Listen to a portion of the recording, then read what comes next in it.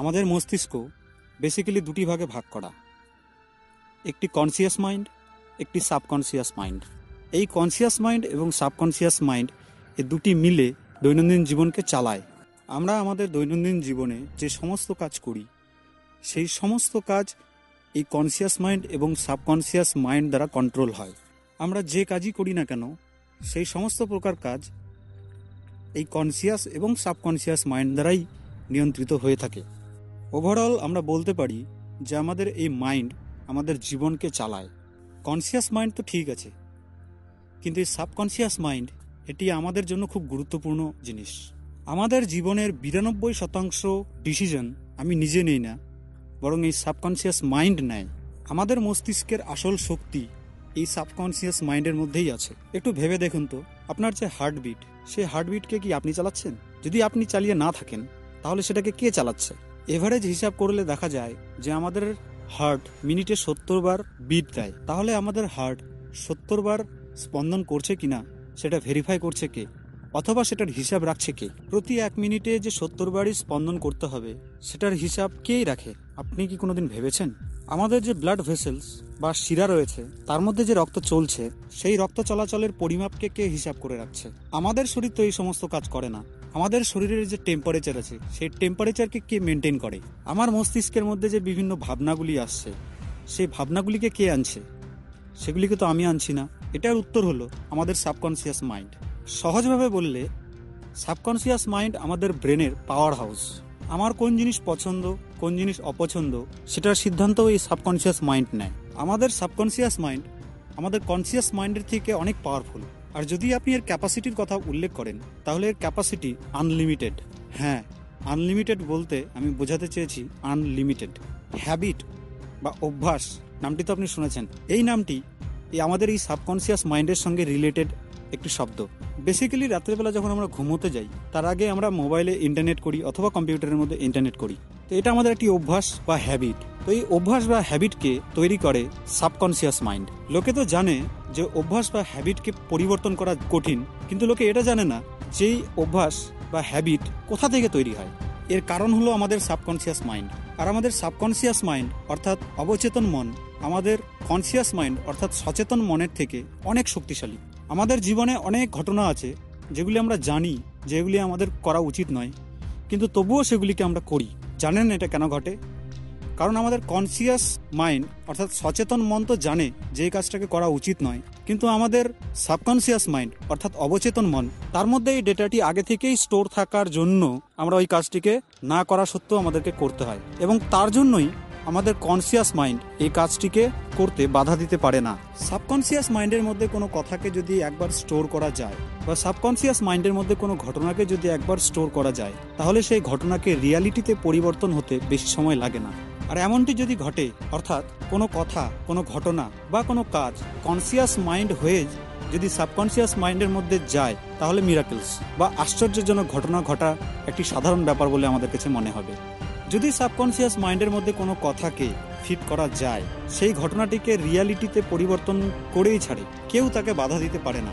Subconscious মাইন্ডের মধ্যে যখন কোনো ইনফরমেশন এন্টার করে তখন সে নির্ধারিত করে না যে এটা ঠিক না ভুল, সত্য না মিথ্যা, সে বাস সেটাকে করে ফেলে। কেবলমাত্র সাবকনসিয়াস মাইন্ড সেই ঘটনাটিকে রিয়ালিটিতে নিয়ে আসা শুরু করে দেয়। এবার ভাবুন যে সাবকনসিয়াস মাইন্ডের এই শক্তি যদি আনলিমিটেড হয় তাহলে কি কি করতে পারে। যদি আপনি আপনার সাবকনসিয়াস মাইন্ডের সঙ্গে কন্ট্যাক্ট করতে সক্ষম হয়ে থাকেন তাহলে আপনি জানেন যে আপনাকে উঁচুতে উঠতে কেউ বাধা দিতে পারবে না। আপনি জীবনে যেটাই চান সেটাই করতে পারবেন। সাবকনসিয়াস মাইন্ডে অর্থাৎ অবচেতন মনে ইনফরমেশন ফিট করার বহু মাধ্যম রয়েছে। তো যদি আপনি আপনার সাবকনসিয়াস মাইন্ডের সঙ্গে ইন্টারঅ্যাক্ট বা যোগাযোগ করতে চান তাহলে আপনি অনেকগুলি স্পেশাল টেকনিকের মাধ্যমে এই কাজটিকে সক্ষম করতে পারবেন।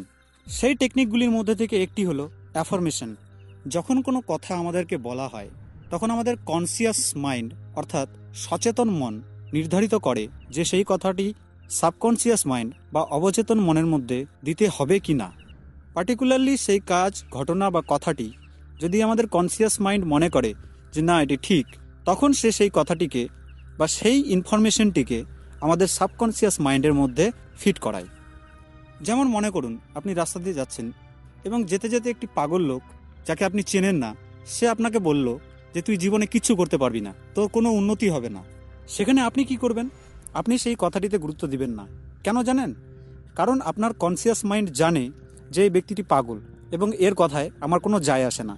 সেই কারণে আমাদের কনসিয়াস মাইন্ড বা সচেতন মন আমাদের সাবকনসিয়াস মাইন্ড বা অবচেতন মনের মধ্যে সেই ইনফরমেশনটিকে ফিট করাবে না। কিন্তু মনে করুন যে আপনার টিচার, যাকে আপনি খুব ভালোবাসেন, রেসপেক্ট করেন, সে একদিন রেগে গিয়ে আপনাকে বলে ফেললো যে তুই জীবনে কিচ্ছু করতে পারবি না।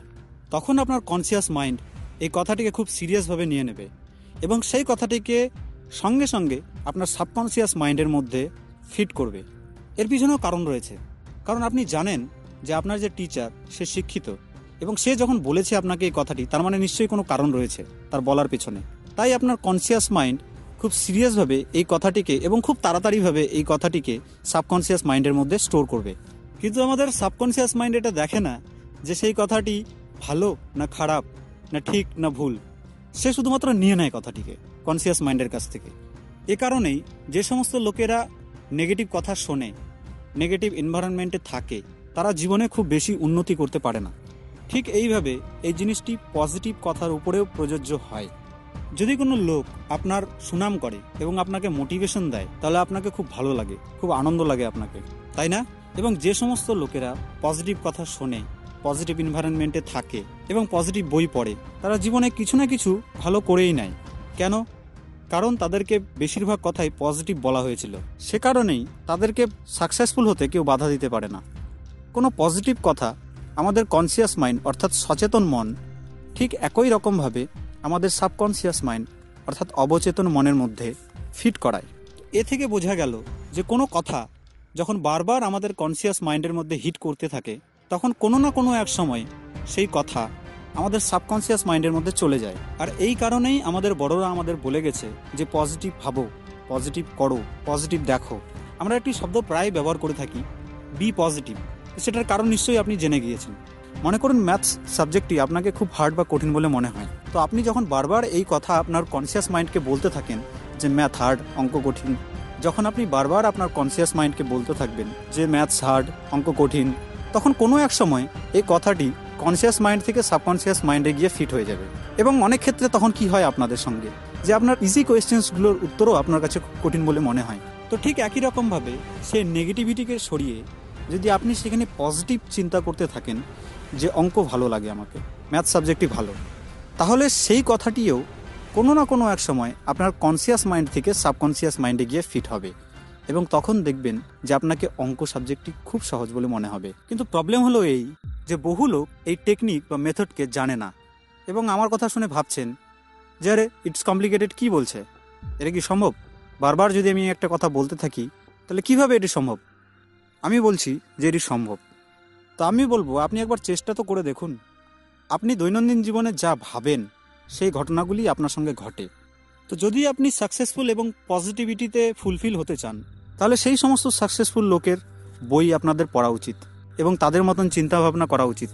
তো যদি আপনি পজিটিভ এনভায়রনমেন্টে থেকে থাকেন, তাহলে দেখবেন যে কোনো না কোনো এক সময় সেই সকল পজিটিভ কথাগুলি আপনার সাবকনসিয়াস মাইন্ডের যে দাওয়াল আছে সে দাওয়ালকে ভেদ করে তার মধ্যে এন্টার করবে। এবং যদি আপনি নেগেটিভ এনভায়রনমেন্টের মধ্যে থাকেন এবং আপনি যদি পজিটিভ চিন্তাভাবনা রাখেন, তবুও আপনার কনসিয়াস মাইন্ড থেকে সেই থটস আপনার সাবকনসিয়াস মাইন্ডে দেওয়ালকে ভেদ করে গিয়ে এন্টার করে। তারপর আপনি আপনার জীবনে যেমনই সিচুয়েশন চান ঠিক তেমনই সিচুয়েশন ম্যানিফেস্ট হওয়া শুরু হবে। সাবকনসিয়াস মাইন্ডকে কন্ট্রোল করার আরও অনেক মাধ্যম রয়েছে, সেগুলিকে আমি এর পরের এপিসোডে আলোচনা করব। সায়েন্স এবং টেকনোলজির লেটেস্ট ভিডিওগুলি পেতে এই চ্যানেলটিকে সাবস্ক্রাইব করুন এবং যদি এই ভিডিওটি আপনার ভালো লেগে থাকে এই ভিডিওটিকে লাইক, কমেন্ট ও শেয়ার করুন, যাতে এই নলেজ অন্যজনের কাছেও পৌঁছায়। এবং এই চ্যানেলটিকে সাবস্ক্রাইব করতে ভুলবেন না, কারণ এই ধরনেরই ভিডিও আমি 2 দিন পর পর আপলোড করতে থাকি।